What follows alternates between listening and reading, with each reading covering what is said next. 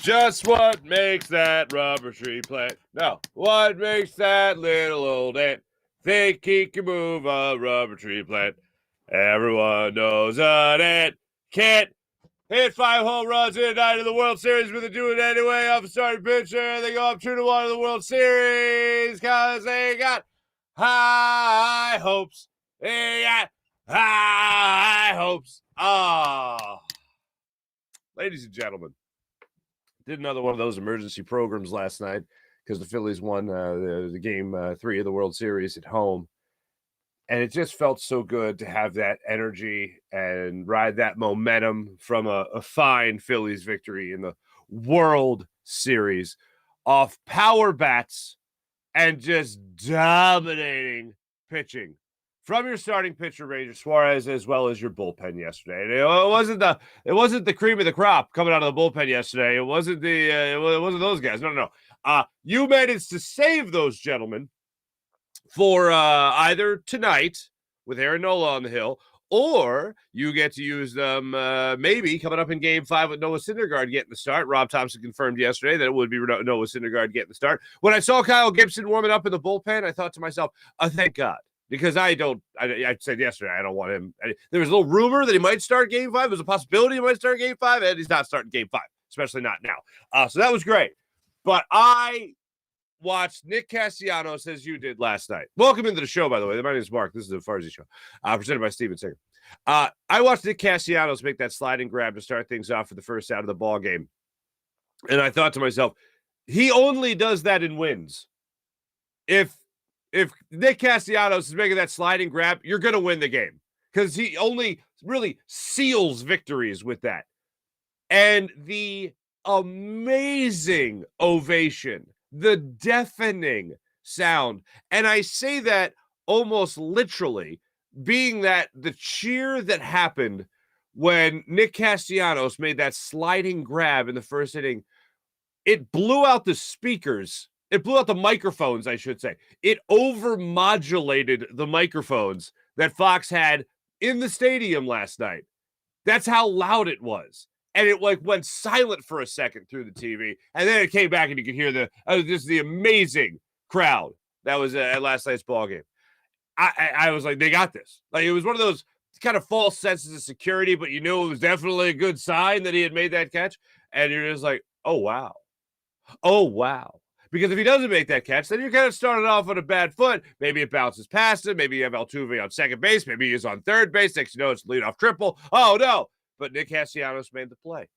And then the Phillies made pretty much every play after that. Every play that mattered, at least, they made after that. Every pitch that mattered after that, they made the play. And then Bryce Harper. I've been saying it every single game this postseason.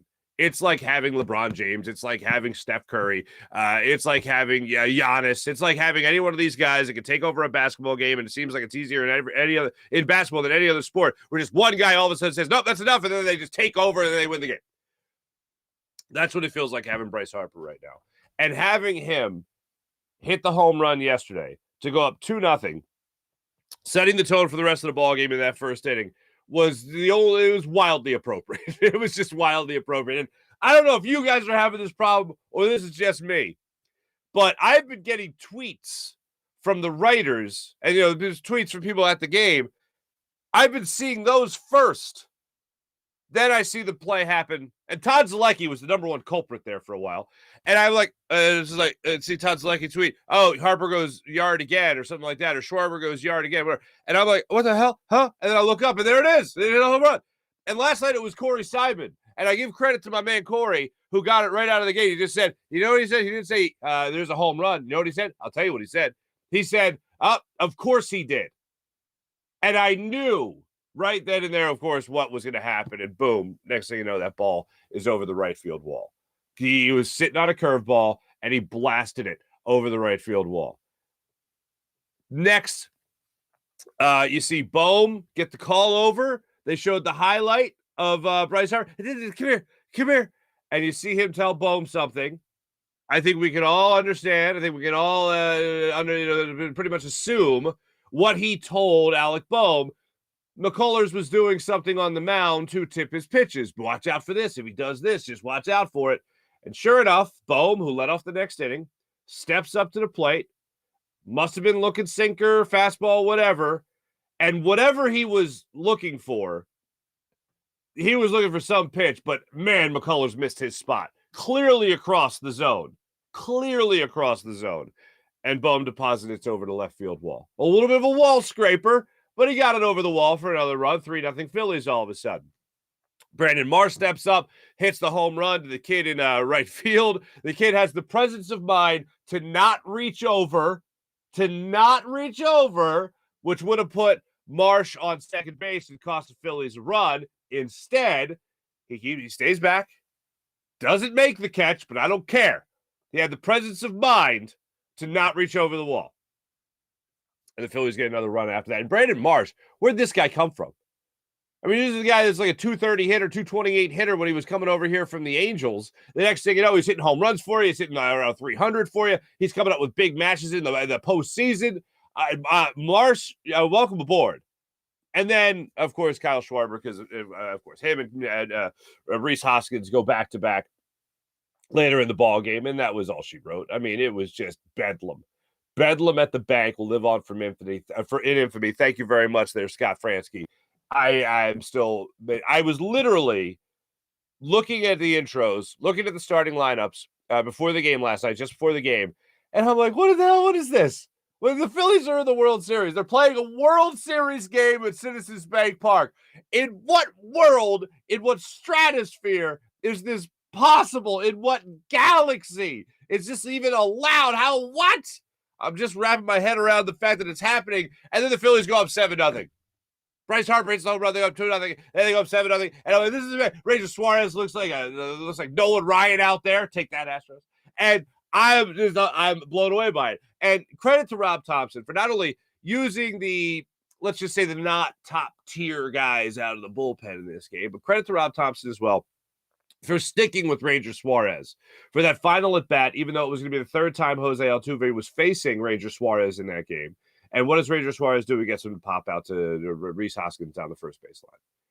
Credit to Rob Thompson for having trust and confidence in a starting pitcher who has done everything he's been asked of since he's been with the Phillies, whether that's been being a starting pitcher, obviously, in the minor leagues, going to the bullpen in the majors, going back to the starter's role in the majors, then coming out of the bullpen in the playoffs to help secure a World Series berth, and now back to a starting pitching role. If you're the Astros, let me just say this. If you're the Astros, you're pissed. And don't get me wrong. I don't care that they're pissed. I like the opponent being pissed because when you're pissed off, sometimes you make more mistakes. And I'll take them making all the mistakes in the world in this series. But you got to be thinking this. If you're a fan, even, first off, you stole a World Series. So just be happy with what you got still. Second, the fact that you have a guy like Ranger Suarez pitching the way he was pitching yesterday is nothing short of fantastic. But if you're an Astros fan, you got to be thinking, this game was supposed to be the bullpen game. You had an opportunity to go up 2-1. Instead, now you're going to maybe at best now go 2-2, facing a bullpen game, or excuse me, 3-2 going back to Houston after having another bullpen game there. Now you got to face Suarez, so not a bullpen game. Now you got to face Nola in game 4, and then you got to face the bullpen game before going back to Houston. So if you're an Astros fan, you got to be thinking that rain delay really messed things up for you. And I know some people, friend of the show, Ben Verlander, were talking about how that might actually help the Astros, the rain delay. I still don't see it. Not even a little bit. I think it's pretty unanimous that wildly helped the Phillies put their best foot forward in this series. And the bats got hot in this particular game and mashed. Getting these numbers here. I got some numbers.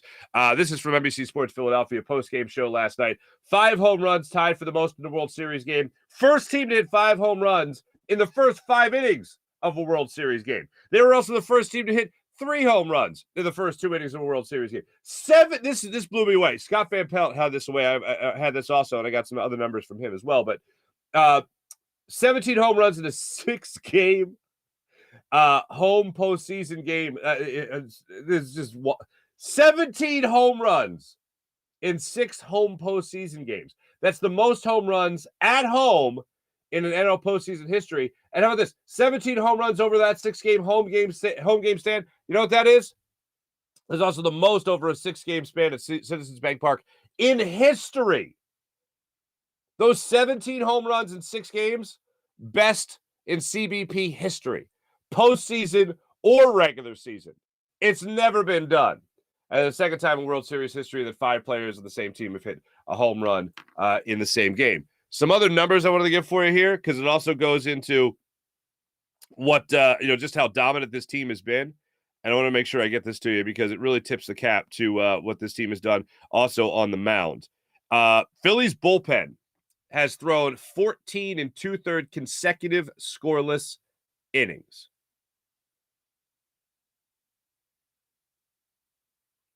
Remember, like 4 months ago, we were looking at this Phillies bullpen. 5 months ago, we were looking at this Phillies bullpen like, what the hell are they doing? What is going on with this bullpen? Why do they suck? Why can we never get a bullpen that pitches well? Jose Alvarado goes down to the minors, comes back different pitcher. Corey Knebel doesn't really become this easy. He gets to the closer role taken away from him, more or less. They go to closer by committee. And next thing you know, they got one of the best bullpens in baseball. Now they go into the postseason. They got 14 2/3 scoreless innings consecutive. What? How did that happen? This is if Team of Destiny doesn't jump to your mind, I heard Jeff Passan last night when he was on with SVP describe it as there's no sport where mojo matters more than baseball. And, man, the Phillies are certainly making a strong argument for that case because you win 87 games. Yeah, we've seen 87-win champions. We've seen teams get hot at the right time. And Smoltz even pointed out, and for the first time, Smoltz was actually getting on my nerves. I know I'm late to that party, but I've told you guys before, when it comes to announcers, whatever. I don't really – I think thinking the national announcer hates your team, steal this line from Michael Ian Black. I think if the national – and he says this about something else, but thinking the national announcer hates your team is the same impulse that makes a guy think at the strip club, I think she really likes me. Like, this is not happening. But Smoltz said a couple of things last night that pissed me off. What now? First of all, I was defending his Phillies are the most improbable team to win, or if they win, they're the most improbable team in John Smoltz's time to win a World Series. I actually agree with that, mainly because of the rules. And they even pointed this out on last night's broadcast. And if you're on the Farzy show, if you watch the Farzy show, you know we've talked about this at length already over the last couple of weeks. The Phillies don't sniff 87 wins without Bryce Harper playing at all this season, and he wouldn't have played at all this season. But thanks to the DH, a new rule, he was. Then we can also talk about the fact that they had playoff expansion, and that's fine. But the one thing that he said that really pissed me off was they peaked at the right time. Unless he means they peaked at the right time in the postseason, which is just, you can't argue really anything different. They're playing their best baseball. 17 home runs at Citizens Bank Park in a 6-game span, the best ever. Yeah, I'd say they're peaking at the right time as far as the postseason is concerned. But I believe his reference was to the Phillies during the regular season, and they did not peak at the right time. The fact that they peaked and stayed at a peak for a long time is great. But normally these teams, like the St. Louis Cardinals, for instance, in 2011, in 2006, they go out there in September and they mash in September. They peak at the right, that's peaking at the right time. Oh, wow, they're the best team now in baseball, and now they're going to roll that in to the postseason. And they did, and they won. This Phillies team peaked right around like that, the end of the peak, the pinnacle, like the end of like the middle of August. Towards the end of August. That was like their best baseball. Then September hit, and then this team just can't do anything in September. They're under 500. They're terrible. They're embarrassing. But then October happens, and they've lost 4 times in September. Or excuse me, October. Man, come on, Farzy. Up late last night. But I am, can't say it enough, just absolutely blown away by how well this team plays baseball. You want to talk about peaking at the right time? Peaking at the right time is, the 9th inning of your postseason game, of your first postseason game. And ever since then, they've been peaking. They've been peaking all right. One of the greatest things of last night's game was a little side conversation that Bryce Harper had with Alec Boehm, calling him over. Hey, what'd you see there? What'd you see? What happened? What happened there? Rob, first off, Alec Boehm in the dugout with Ken Rosenthal did not say what it was. Was very He was playing coy. Bryce Harper wouldn't say what it was. Kyle Schwarber wouldn't say what it was. Rob Thompson acted like it was nothing different. Here's Rob Thompson after the game talking about what Harper could have possibly said to Bohm. Expect from colors. We've been doing that all year. These guys, they're always talking, communicating what they're seeing, what the pitches look like to them when they're standing in the box. So that's pretty normal. That's it. Just shared information. That's all that is. There's no doubt in my mind that it was about tipping pitches. Hey, if he does this, you got to do that. This is what's coming. And McCullers, especially after the home run to Harper, which was weird because it was the first home run, McCullers seemed like he had no idea what he was doing. In terms of, what am I doing to tip this pitch? How do they know? How are they jumping on these sinkers? And the thing is with Bryce Harper, he jumped on they described it as a knuckle curve in the box, right? A knuckle curve in the box score. Yeah. Whatever it was, Harper made sure it ended up in the stands. And I will say there is nothing like the sound of Citizens Bank Park in playoff baseball. There's nothing like that sound. When Citizens Bank Park is hosting a playoff baseball game, I mean, look, you could say, sure, World Series, fine. But, man, the crowd is just different. It is different than anything else, any other sport. There is something very unique and distinct. It's almost like you could feel that chill in the air. You could feel the excitement. You know the fans aren't sitting down for 9 innings. And Kyle Schwarber described it after the game. They're with you every pitch like it's the 9th inning and there's 2 outs. And that energy comes through the TV, and you might as well be at the ball game in a lot of these instances, except you might be sitting on the sofa. At least go to one game where you get your nice Red October cup.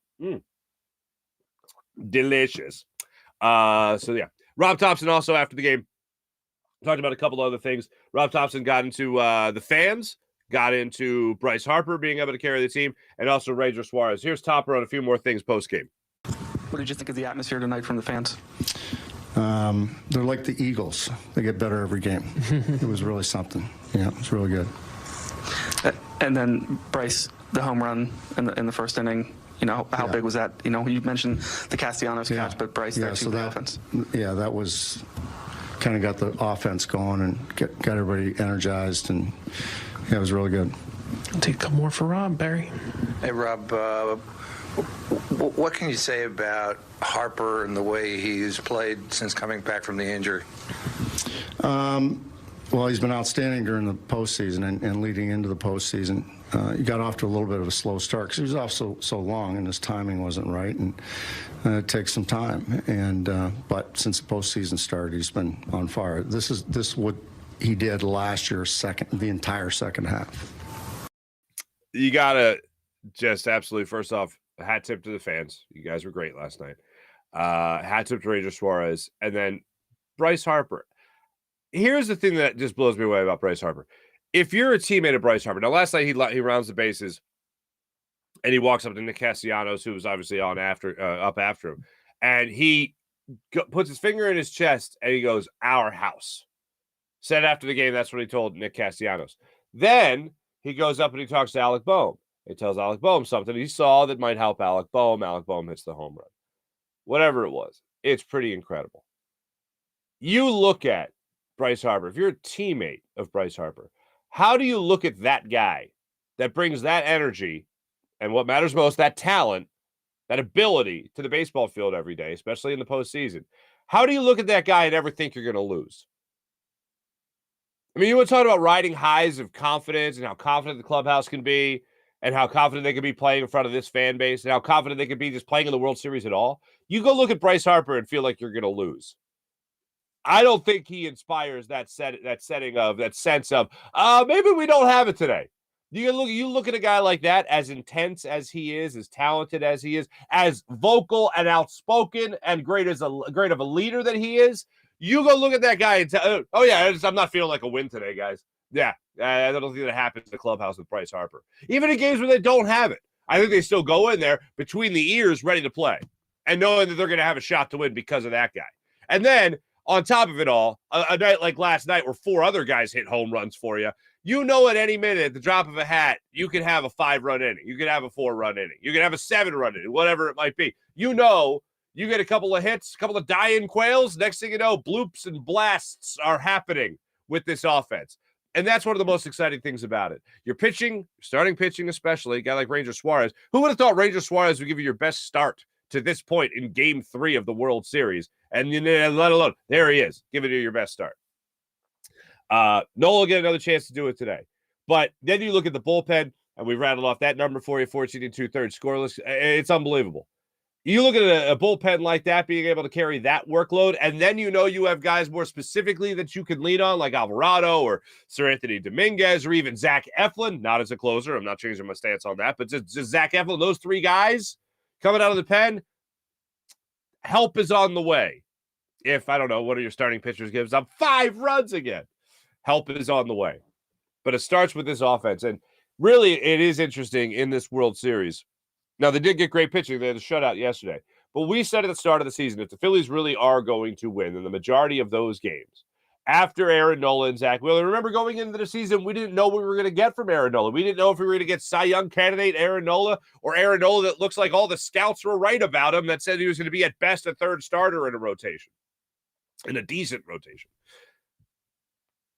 This lineup was going to have to mash for the vast majority of the, and then after Nola or Wheeler, your 3, 4, and 5 guys were, you didn't really know what you were going to get out of them. So maybe it was going to be like the 08 Phillies where you won based on your bats. Well, in the postseason, for the most part, they have won on their bats. They have won by hitting the baseball out of the ballpark. Anytime you have a team like that, you can't turn your back on them. It's like the old question of, when Bryce Harper's up, you can't go to the concession stands, or if you're home, you can't, go to the kitchen, whatever. You got to wait and watch every pitch. It feels like that with everybody in the side. When Brandon Marsh is hitting home runs for you, you got to stay in your seat at all times. And that goes back to Schwarber and what he had to say after the game in terms of this team. This fan base, they're getting along real well. And this fan base knows that they don't sit down. Every pitch is like 2 outs in the bottom of the 9th inning. And everybody is waiting for something special to happen. And that's what they've been doing all season long. Continue to be blown away. And I can't give enough credit to that kid for not reaching over on the Brandon Marsh home run and negating the home run in essence. This was also something that I thought was great last night. I actually talked to this young man on the show last night when I did the emergency show. This is Mark Kremer, Temple University grad, just saying, who was at the ballpark, and he saw Jamie Hoskins, the wife of Reese Hoskins, buying a case of beer for Phillies fans. He didn't see her necessarily distribute the beer, but he at least got her buying the beer. And people are taking her picture, people are meeting her, and she had done this before in a couple other postseason games, so I guess she decided to do it again. Keep that energy. Keep that energy. Now, there's an issue tonight. The Phillies go into this ball game, as we all know, and I've said, with Aaron Nola on the hill. Aaron Nola's postseason can easily be described as lackluster. It has not been a good postseason for Aaron Nola. He goes up tonight against Christian Javier, who comes into this World Series game, pitching in his first World Series game, of course. He has pitched in the playoffs. Let's see. He's got he started against the Yankees, had 5 1/3 scoreless innings, made an appearance of only 1 1/3 inning against Seattle. So this game here, he went 11 days between starts in that instance, only surrendered 1 run in that 1 1/3, and it was a solo home run. He pitched against the Tampa Bay Rays at the end of the regular season, and that was a start. He went 6 innings, scoreless baseball, only allowing 2 hits. But he has been a spot starter recently. He did make a handful of starts throughout this regular season. He was 11-9, more than a handful, and he had a 2.54 ERA. He is a right-handed pitcher. That's who's going up against Aaron Nola tonight. I would love to say that I'm very optimistic that Aaron Nola is going to have a 7-inning, 2-run performance for the Phillies tonight. I want that to be the case. I want to wish that into existence. But I feel like, again, the Phillies are going to have to outmash the Astros as opposed to just win a 2-1 ball game. As much as I'd love for that to be the case, or excuse me, a 3-2 ball game, whatever. As much as I love the 7-0 wins, and man, we were all waiting for a bit of a laugher, weren't we? When it came to the Phillies, like, hey, let's not have a close game. Let's not have a game where you got to come back and we all worried for a minute. No, let's just have a laugher. Then a 7-0 game in World Series like that felt like a bit of a laugher. But Aaron Nola, obviously struggling in the postseason. I can't look at this game and be real with you and look you in the eyes and say, oh, yeah, they're going to win this game tonight 3-2. I think they're going to have to mash again. I want to believe Aaron Nola has righted the ship over the last couple of days, that whatever it's been, he has gotten back on track. But it hasn't been a good postseason for him. Much as I want to say it, I don't believe it. If I'm being honest, I think the Phillies are going to have to put up runs again tonight. I don't think Nola's going to have his best stuff again. I don't think that he's all of a sudden going to snap his fingers and he's going to be back to the guy that we saw for the majority of this season. For the guy that we saw during his Cy Young runner-up, Cy Young, a third of the Cy Young voting a couple of years ago. I don't think we're going to see that form from him tonight. It'd be great to see it. I'm rooting for it. I'm not betting on it.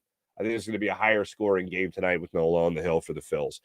You look at the numbers that he's put up over his last 2 starts. He's allowed 11 runs, all of them earned.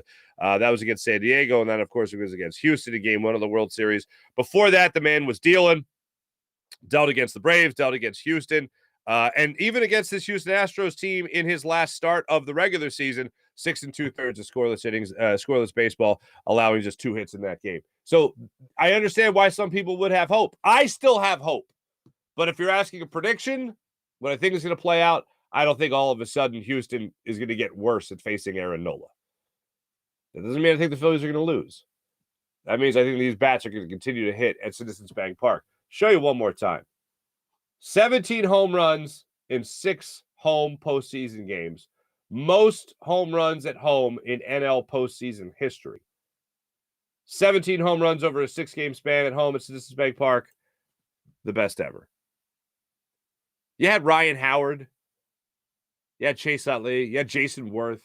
You had Raul Ibanez, reestablishing himself in the MLB. You had all these guys matching for you. Pat Burrell, all these guys hitting for you. This team did it. This team's no slouch, don't get me wrong. But when guys like Marsh or Bohm even are hitting home runs for you, I expect it from Schwarber.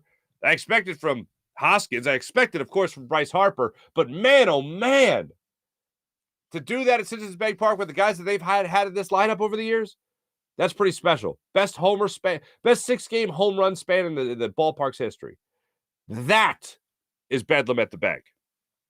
Let me tell you about Steven Singer of Steven Singer Jewelers, the other corner of 8th and Walnut, right here in Philadelphia, right there on Jewelers Row. Ladies and gentlemen, if you're in the market for a diamond, if you're looking to get engaged, if you want that perfect push present, maybe, Steven Singer is the way to go. Steven Singer Jewelers provides one place, one price, the perfect price each and every day. Now, what's the perfect price? Well, I'll tell you what the perfect price is. The perfect price is no sale, no negotiating, not having to worry about haggling, no coupon. It's all right there at the perfect price each and every day. So you don't have to worry about whether or not the person next to you is paying more than you or less than you. It's all the same price, the perfect price each and every day at IHateStevenSinger.com. That's IHateStevenSinger.com. Let me tell you about the great people of Manscaped. 20% off and free shipping when you use promo code Farzy at Manscaped.com. That's Manscaped.com, promo code Farzy at Manscaped.com. And here's what you get. You get the Platinum Package 4.0. Make sure you get that. It's their best bundle yet. Best hygiene bundle yet. Platinum Package 4.0 that comes with the Lawnmower Ear and Nose Hair Trimmer. The Lawnmower 4.0 trimmer. Then it comes with the Weed Whacker Ear and Nose Hair Trimmer. And they come with skin-safe technology that allows you to manscape with confidence and comfort by help reducing the risk of nicks. Also has their best bundle yet, so make sure you check it out at manscaped.com. Use promo code Farzy for 20% off. How about Freestone Farm CBD? FreestoneFarmCBD.com. Boy, oh boy. If you like CBD, if you use CBD, if you want to try CBD, Freestone Farm CBD is where it's at. Ladies and gentlemen, Freestone Farm CBD, they'll love the tropical tasting Bayax that clocks in at a chart-topping 24.1%. And Super CBD, which is half Hindu, Kush, and 21%. Genetics of these guys are off the charts.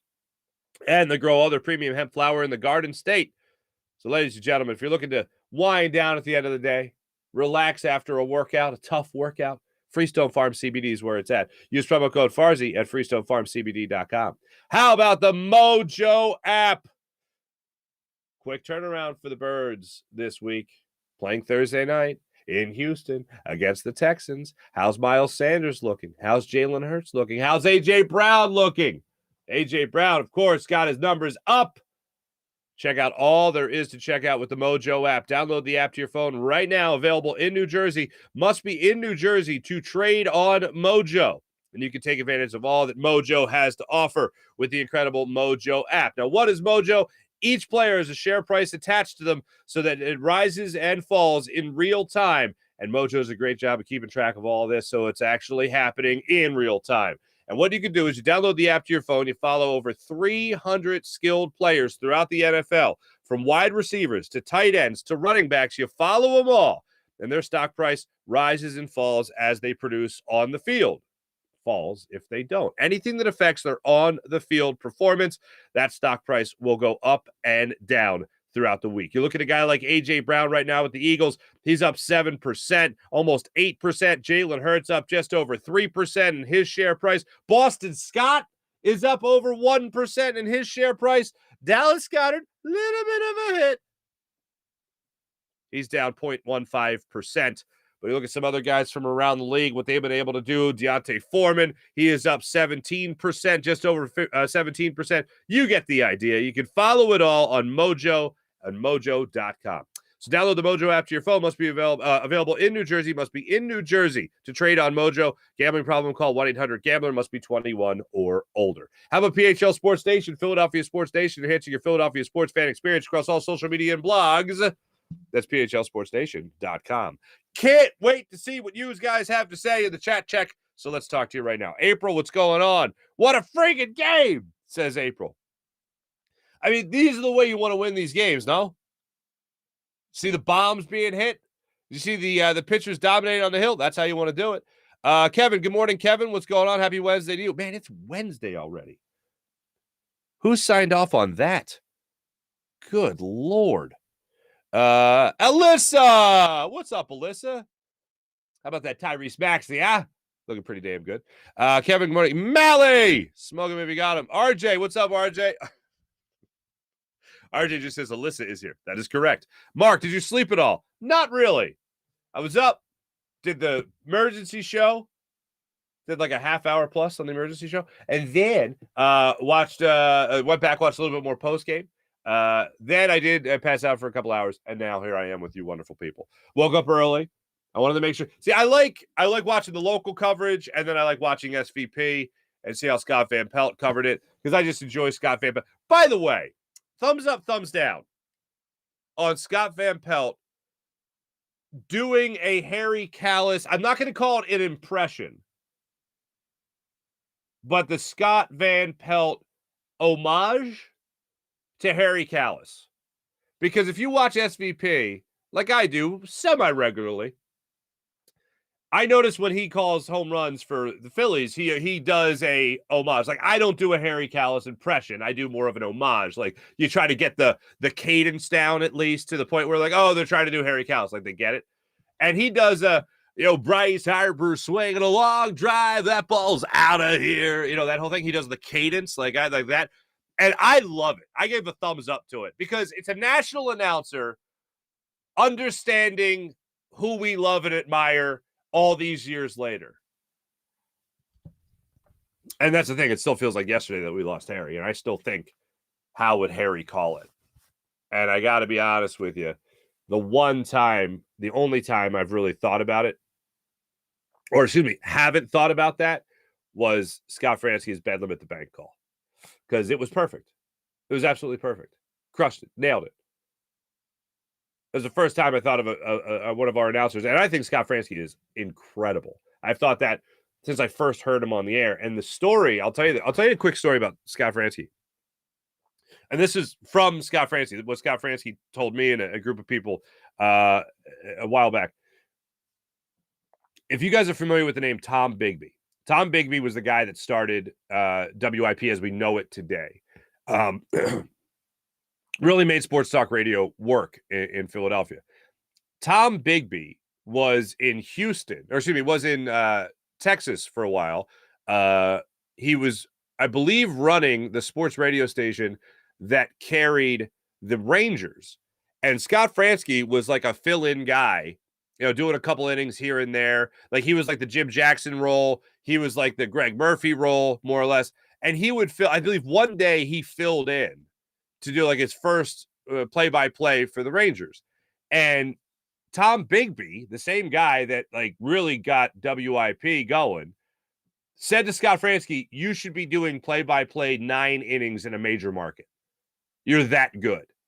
And sure enough, a couple of years later, Scott Fransky is the play-by-play guy on the radio for the Philadelphia Phillies. And he's doing post-game. He's doing a couple innings here and there. And the next thing you know, he grows into the role of being the number one guy on the radio here in Philadelphia.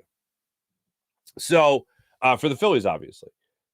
That's like, just to know that connection is insane to me. And when I first heard Scott Fransky, my first thought was, this guy belongs. Like this, like you could argue with whether or not he's Philly and whatever, but like he just was so damn good.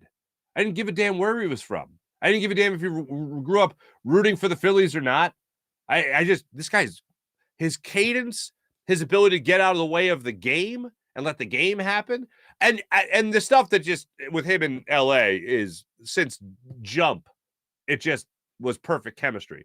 But just in terms of isolating him as a broadcaster, I think he is great. And I thought he is great ever since I was cutting up tape from him in the WIP newsroom, cutting up highlights, being like, whoever this was, Fransky. Ever since like I heard this guy's name, I was like, this guy's really good. Who the hell is this guy? So that Bedlam at the Bank Hall was the first one that I really went, oh, wow. And then after the fact, I was like, wow, I didn't think about like how Harry would have called that one because it was just so damn good. Perfect call. Alyssa acknowledging she's here. April, hello. RJ, greatest baseball game I've ever seen. RJ, I was thinking about that last night, and I'll tell you why. I was thinking about, because we have looked at different games, like, for instance, Game 3 against the Braves in South Philly. They walk Schwarber. They pitch to Hoskins. He hits the 3-run home run, and that was like one of the greatest games I've ever seen. Like throughout this postseason, it almost feels like every game is the greatest. And last night I'm watching it, and it got to be 5-0. And I'm watching the game, and I'm thinking to myself, does this count like as one of the greatest games? Yes, the Phillies are dominating this game, it feels like, but is that a great game? Like, is a great game to me is it's close and there's a walk-off or whatever, but also almost a perfect game. And I'm not talking about a pitcher's perfect game. I'm talking about a perfect game in that your bats hit me 5 home runs and your arms don't allow 1 home run. Like, that's a perfect type of performance by your baseball team. But an overall perfect game, greatest game, hey, look, I'm not going to take anything away from it. But I will say, closer games tend to put you on the edge of your seat. It felt like we needed an extra night off. Thank you, rain. Not just for the Phillies to reorganize their rotation, but also just to give us a sense of sanity before this crazy week with the Eagles and the Phillies playing a World Series game on the same night. What? But I'll say this. I was able, because they got the early lead and they held off the Astros the entire way. And not to mention, Ranger Suarez was getting 2 outs and then allowing base runners, if he allowed a base runner at all in any inning. So it was like, even if there was trouble, runners in scoring position, you still felt like, oh, you just need 1 pitch to get out of this. And he did each and every time. But yeah, I watched the game last night and I'm like, this is a great game. For my own sanity, for the fan base of Philadelphia, this is a great game. I feel like I've watched a slew of great games. Last night I would not put in the category of like a Game 3 against the Braves, for instance, but still a great game nonetheless. April, once they realized he was tipping his pitches, it was on. It certainly seemed like it. RJ, why do they keep tipping his pitches? The World Series, we're going to have to catch on. Yeah, for whatever reason, I don't think a pitcher knows. I don't know if this is a true story or not. I know it was in the original Babe Ruth story, but Babe Ruth, apparently, whenever he was throwing his curveball, would stick his tongue out when he was a pitcher. He would stick his tongue out whenever he threw his curveball, and that was how he was tipping his pitches. And he had no idea what he was doing. There's been plenty of guys throughout Major League Baseball's history that have tipped their pitches, had no idea they were doing it, and then literally had to be correct. Had to watch film and break it down. The pitching coach or whoever it was had to say, all right, here's the deal. We found the problem. Every time you throw your curveball, you put your finger outside the mitt. And that's how they know that the pitcher's, whatever it might be, is something like that.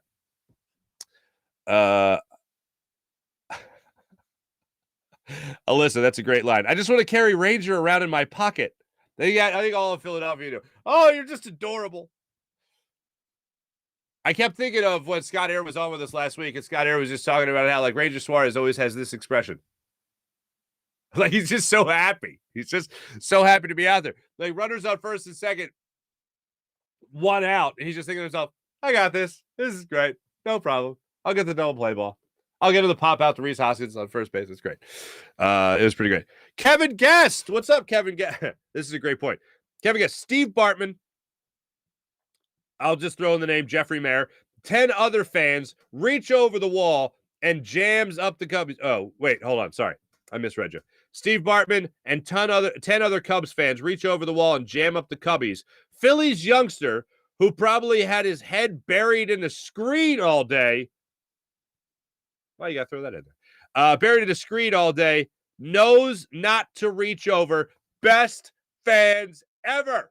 We teach them young. You're right. We absolutely teach them young. That's what I thought. And somebody was saying that he did reach over there. There was a bad angle or something. And I was like, you shut your mouth. The ball, because the ball bounced on the railing and then bounced back in, you saw how, like, the narrowest, the slimmest of margins. But what I later saw was when the kid reached out, not over, but reached out to his left, he drops the ball and it hits off the guy behind him. It hits off his hip and then goes forward. So that made me go, oh, it was definitely a home run, regardless of what the kid saw or what the kid did. So that was great.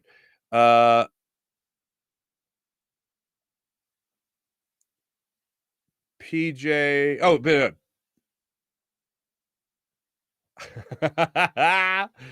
Jim, PJ's pointing out Harper and Bohm's home run registered on the seismograph at Penn State's Brandywine campus. Is that true? Kevin Guest, as far as you think some reporters were amongst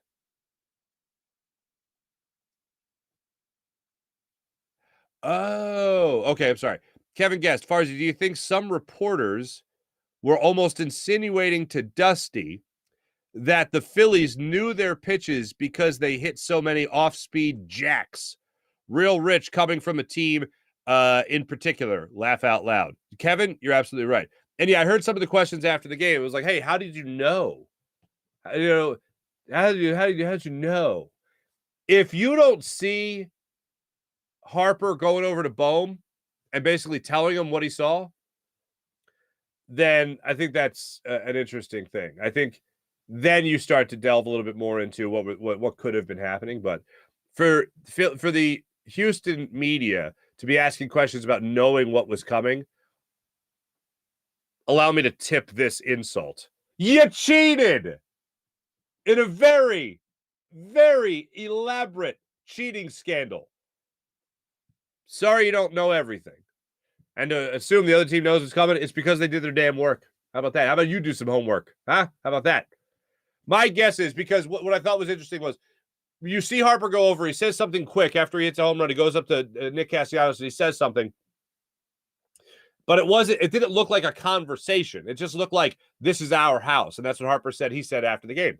So then why didn't he tell Castellanos, who's also, like Bohm, a right-handed hitter, why didn't he tell Nick Castellanos something at that time as to what he saw? The other thing that makes me believe he wasn't passing along information to Nick Castellanos was he didn't cover his mouth when he said something. So he goes into the dugout. He looks at the surface. He looks at the tablet. That's probably what he put it together as to, yep, that's what I saw. That I'll tell Bohm. Goes up to Bohm then before the inning was over and tells him what he saw. And then Bohm jumps on the first pitch. For whatever it was, it certainly seemed like he was hitting the off-speed stuff. But the Bohm pitch was a 93-mile-per-hour sinker. Schwarber hit a curve. Schwarber hit a knuckle curve. Let's go back real quick because this will only take a second. Listen up. This will only take a second.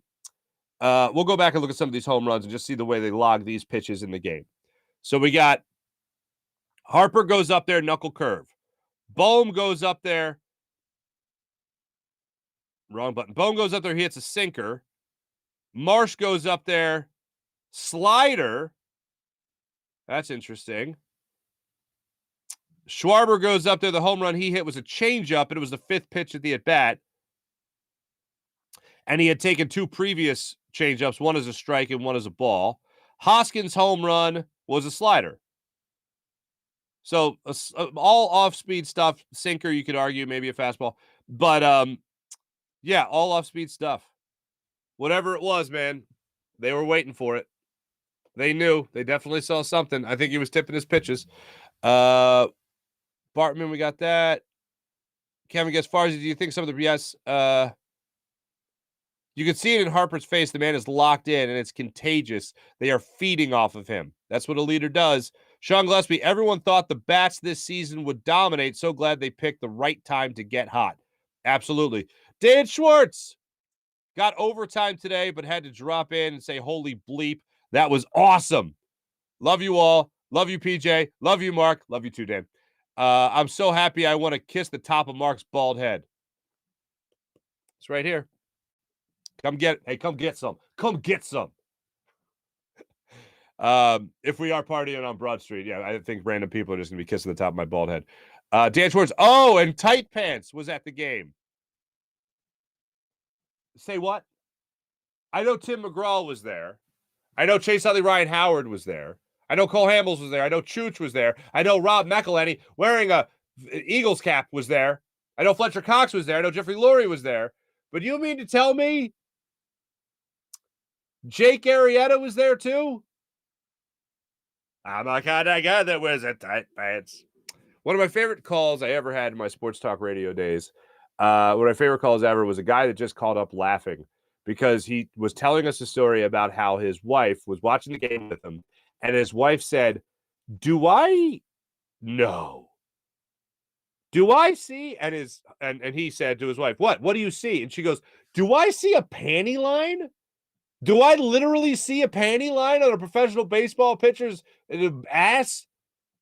And he starts laughing even harder. And he goes, yeah, it's funny because the guys on the radio were calling him Mr. Tight Pants. And she goes, oh, that's appropriate. The kind of guy that wears a tight pants. The tightest pants in all the land. Jake Arrieta. Boop. Mihai. Morning, Mark. Morning, everyone. Phillies being setting noise and decibel records at Citizens Bank Park. A dream come true is happening. My sleep is still okay. Ring the bell. Ring it all night long. Jim Grassmeter, good morning. 2 more wins to go. Screw tight pants, says Dan. Screw tight pants. I felt like breaking a PS5. Hell yeah, let's go. Why would you break a PS5, man? You got to treat your PS5 with the greatest respect. Anyway, thanks to everybody in the chat. You guys are awesome. Just continue to bask in it. Continue to the glow. Continue to enjoy. I know I am, and I know you will too. Let's move into the morning rush brought to you by Sky Motor Cars. Sky Motor Cars. Sean Gillespie like tight pants. Morning rush brought to you by Sky Motor Cars, SkyMotorCars.com. Let's just real quick talk about this. NFL trade deadline was yesterday. Busiest trade deadline in history for the NFL. Wild day. TJ Hawkinson goes from the Lions to another team in his division in the Minnesota Vikings. Bradley Chubb was the headline move. He goes to the Dolphins. Then you got Calvin Ridley was finally moved on by the Atlanta Falcons. He goes to the Jacksonville Jaguars.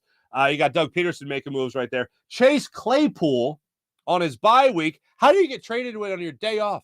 On his bye week, gets traded to the Chicago Bears. So he's back in the Midwest after playing his college days at Notre Dame. But he's with the Chicago Bears. The Eagles were in on Nyheim Hines from the Colts, but he now goes to Buffalo. Would have been a solid backup running back here in Philadelphia. Would have fit in nicely with a backfield with, of course, with Miles Sanders and Kenny Gainwell. Boston Scott's having himself a nice season when he's healthy. He's been helping close out games, but they were obviously looking for some depth at the running back position. We know that they were in on Christian McCaffrey. Kareem Hunt did not get moved yesterday. As crazy as the trade deadline was, if you would have told me that there was like 10 trades made in the NFL, I would have said, where'd Kareem Hunt go? And you would have surprised me by saying nowhere. Stayed in Cleveland. So apologies to Kareem Hunt for having to stay in Cleveland. But nonetheless, the big running back, one of the bigger running backs that got moved there yesterday, Nyheim Hines, the Eagles were close on, did not end up getting him. Instead, he goes to Sean McDermott in Buffalo to help the Bills and what is already a stout backfield in Buffalo. I mentioned already my prediction for tonight with Aaron Nola.